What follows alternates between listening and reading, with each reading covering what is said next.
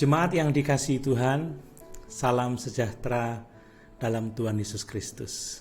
Kembali bersama dengan saya dalam program Renungan Eklesion.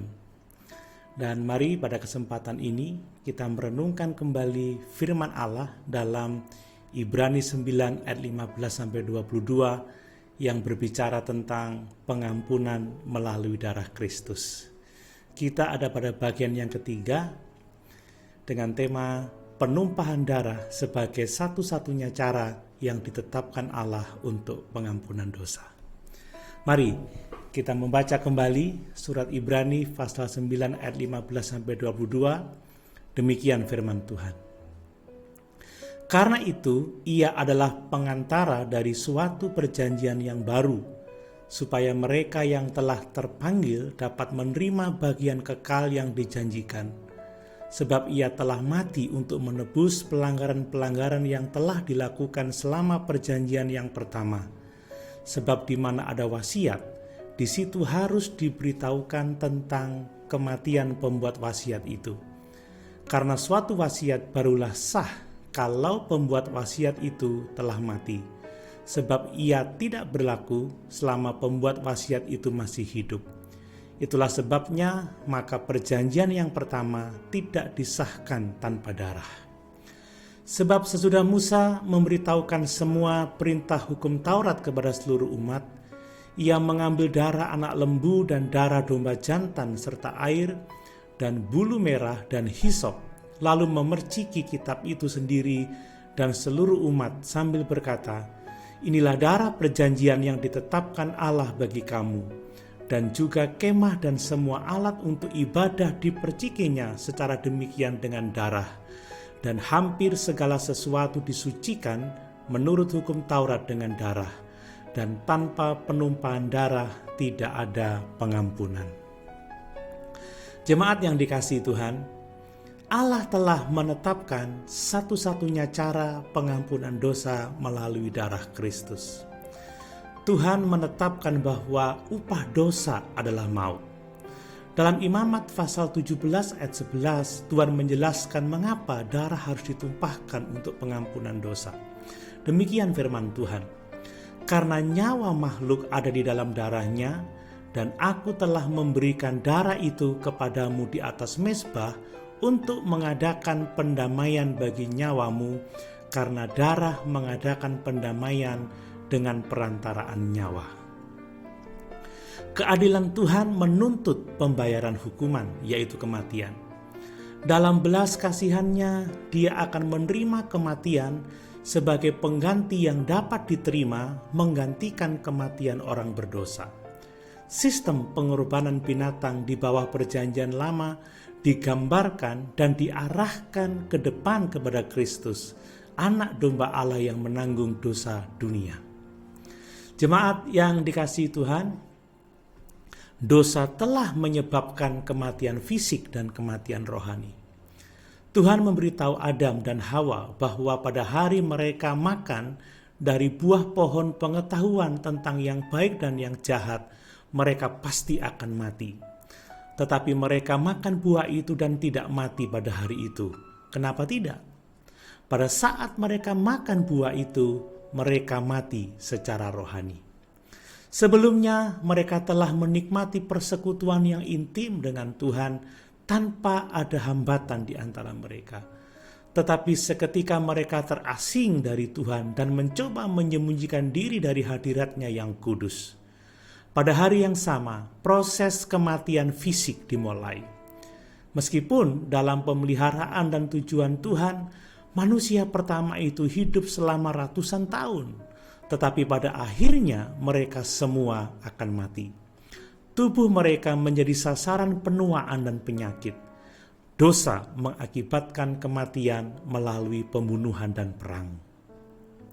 Semua kengerian buruk di dunia ini, apakah kerusakan akibat penyakit, akibat kekejaman, kejahatan, terorisme, dan perang, atau kerusakan lingkungan sumber daya dunia, semuanya adalah akibat dari dosa.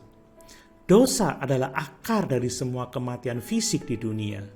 dan dosa mengakibatkan setiap orang mati secara rohani, terasing dari Allah yang hidup. Jemaat yang dikasihi Tuhan, penumpahan darah adalah gambaran tentang betapa mahalnya harga dari dosa.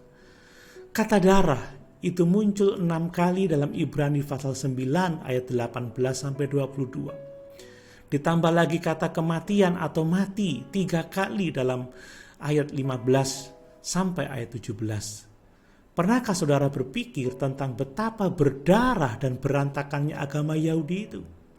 Semuanya bertaburan darah. Para imam menyembelih puluhan dan terkadang ratusan, bahkan ribuan binatang di altar. Para imam mengambil mangkuk penuh darah dan menaburkannya di atas altar. Bangkai-bangkai binatang itu dibakar di atas altar agar baunya tetap terus-menerus ada, konstan dan tidak tertahankan. Pengorbanan di tabernakel akan menjadi pengalaman yang sangat mengejutkan bagi kebanyakan orang pada masa sekarang ini. Darah menggambarkan harga dosa yang sangat mahal. Jemaat yang dikasihi Tuhan, perjanjian lama dimeteraikan dengan darah sebab kematian adalah hukuman atas dosa.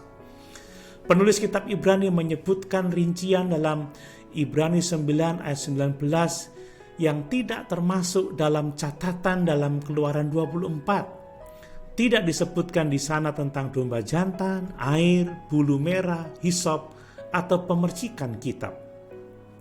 Teks-teks lain menyebutkan beberapa hal ini dalam ritual lain seperti dalam Imamat 1 ayat 10, Imamat 14 ayat 4-6, Bilangan 19 ayat 6 dan ayat 18.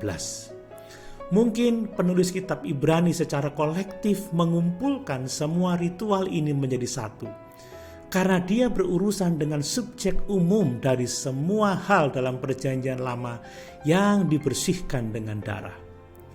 Atau mungkin penulis mengandalkan tradisi lisan yang sudah dikenal oleh semua orang Yahudi, tetapi maksudnya adalah segala sesuatu disucikan menurut hukum Taurat dengan darah. Pengecualiannya adalah bahwa orang miskin dapat mempersembahkan persembahan biji-bijian daripada korban hewan.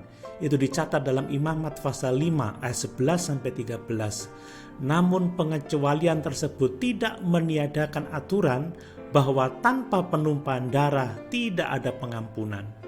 Tuhan menegaskan bahwa kematian adalah hukuman yang ditetapkannya atas dosa-dosa kita.